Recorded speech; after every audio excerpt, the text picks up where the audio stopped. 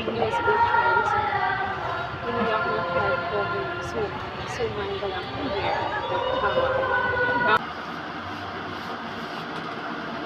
Hi guys, good friends pala. So, ayan. So, it's almost 2 weeks na hindi na tayo kumakain ng meat. Since naka-abstinence tayo. We are in Lent seasons. So, ayan, ipaplex ko na yung mga nabili ko dun sa Ukay sa harap ng simbahan. Mga bargaining. Pero, pang isang bisis na nasuot or twice. Not wear in tear. So, napakabago pa. Sobrang bago pa. So, not bad. Kaysa nang bumili ka sa mall na it's worth all isa 2.5 or 2.8. O, diba? So, mga branded sila lahat. Ito branded din.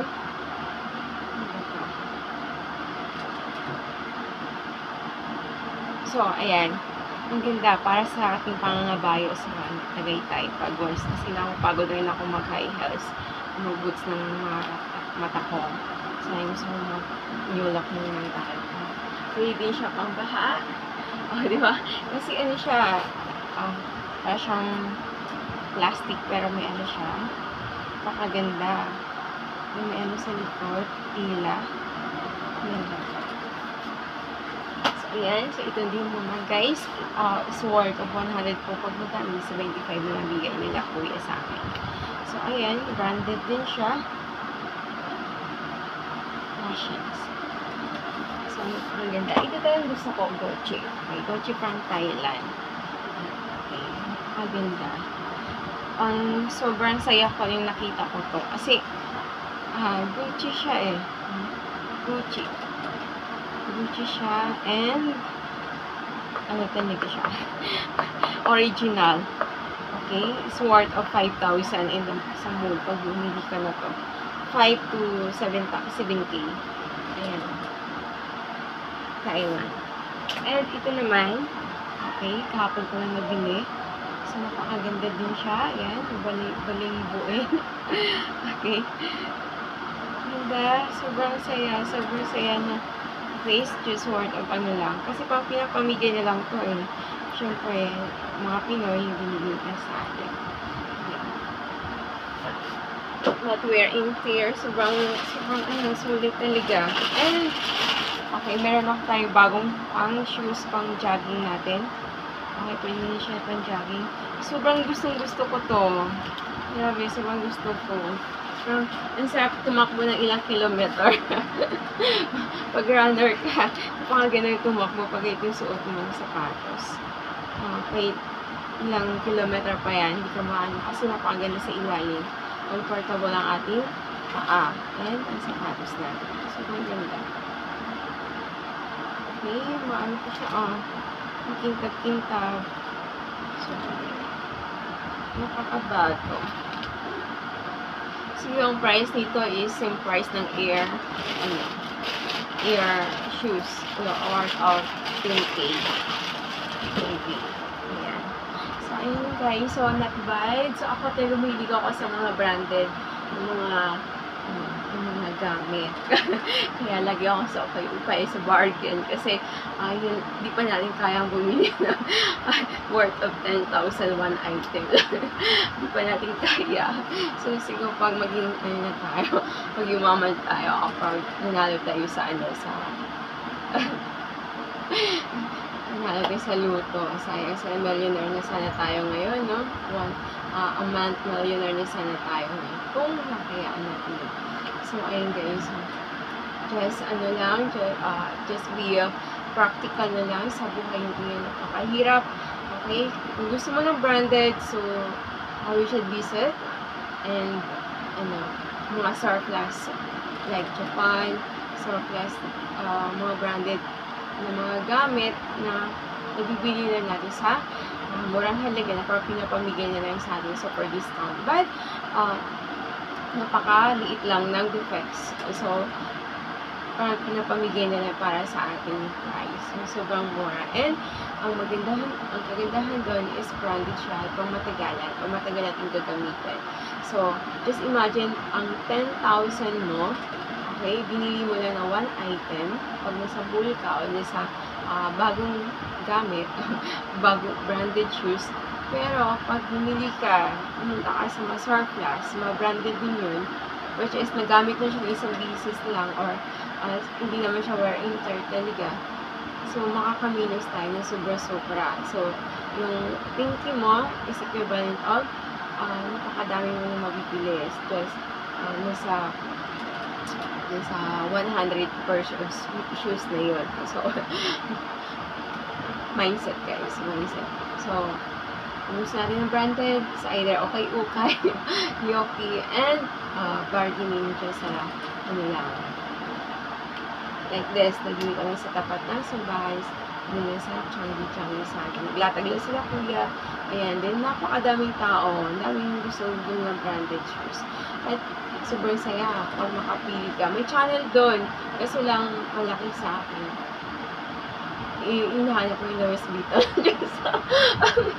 Nilagay ko yung Louis Vuitton is just, chinelas na is just worth of $500,000. Ayan, so, ayan guys, so good news is all. So, always say that, always be practical, okay? Mahirap ang buhay. So, gamitin lagi ang, consciences. yung pagiging mathematicians, okay? Do the math, okay? And then, make sure that you can minimize your expenditures and our daily living.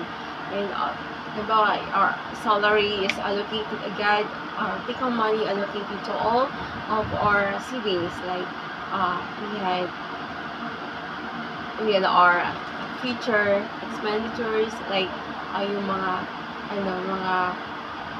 emergency fund, kailangan meron din tayo nun. And then meron tayong savings for our troubles, for unwinding, savings for our clothes, kahit mga 2% lang sa ating salary, 5% in our salary.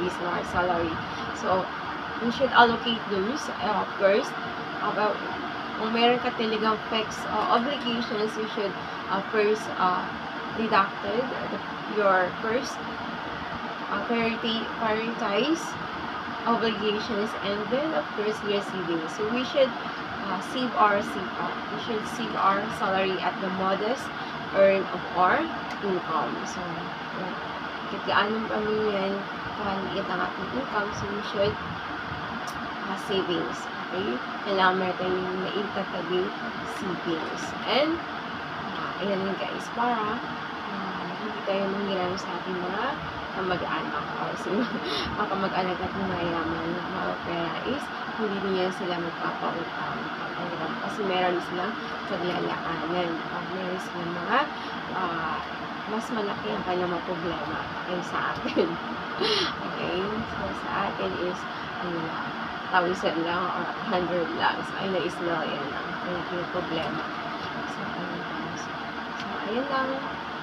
Just a little tip from you. So, yung licensed commercial kayo sa Pinoy's tried, both tried and traditional. So, hindi ka naggamit pang aking licenses and just committed with my career in construction right now company. And maybe if God's time, we will has a diverse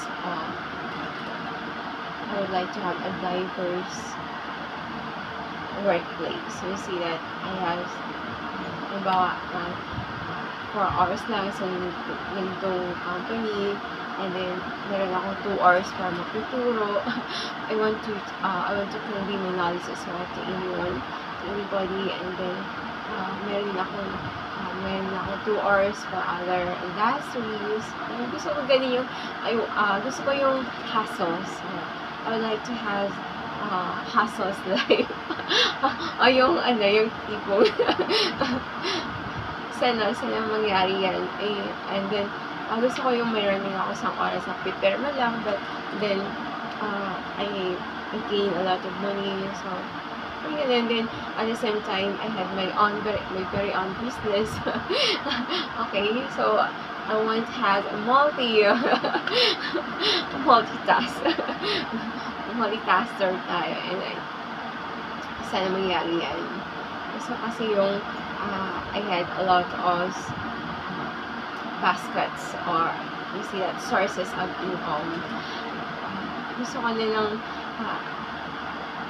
nandito ako sa point in the middle of sinabi natin, midst of cravings. I'm hungry for our success, for being professional growth and personal growth as well. So, gusto ko din tatanggap ng mga awards, mga trophies like that from my business. So, I would like to compete in our competitive world in terms of businesses. So, gusto ko yung gano'n yung I want to collaborate with other businessmen and alike people. Oh my gosh! Napaka-busy na, napaka-hassle. So, at this point, guys, I'm not okay. Hindi ko na-feel yung kalungkutan as there's someone who loves me actually. So, I'm contented with my Lord God's unconditional love in me. So, although walang namumusta sa akin, walang nag-chat, walang nag-text, every minute, every second. So, the important is that my Lord God loves me so much, and I love my Lord God, so only that. So, I'm yours truly, future mother of Mirrors Paradise, and my life, faith, will be dedicated to our future 10,000 plus drawings in the future. So, I will build us our orphanage as soon as possible with the will of our Lord. So, I'll be with youngest sister Marla. I'll be taking her license, waiting for her license, professional teacher, and then mangyari yan meant our Lord God wants to reveal. So, and then isa with tips to make sure that our designated task given us and our Lord God will be performed well here at our training ground, so that when our perfect time comes, we are not regret, okay? We will not regret anymore because we do, and with our divine trust assigned on us, our designated trust assigned on us, and to live to life with the fullest, with the Lord God, with so much grateful, hopeful, and prayerful heart. It's your truly warrior, Queen Eo. Have a blessed Sunday to all of us.